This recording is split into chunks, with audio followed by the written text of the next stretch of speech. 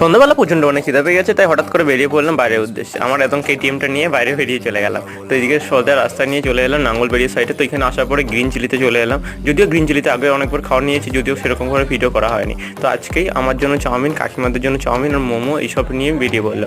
এত খাবার আমার না, সবাই মিলেই খাবো, এর জন্য এত খাওয়া নেওয়া হয়েছে। তো অনেক ধরে খাওয়ার প্ল্যান করছিলাম, যদিও খাওয়া হচ্ছিল না, তাই আজকে তো আমিও চাউমিনটা খেয়ে নিলাম। রাত অনেক হয়ে গেছে, মানে সন্ধ্যা টাইম পেরিয়ে গেছিলো খাবার আনতে আনতে। তো খাবারের কোয়ান্টিটি অনেক, আর টেস্ট করে বলছি তোমাদের কত সুন্দর।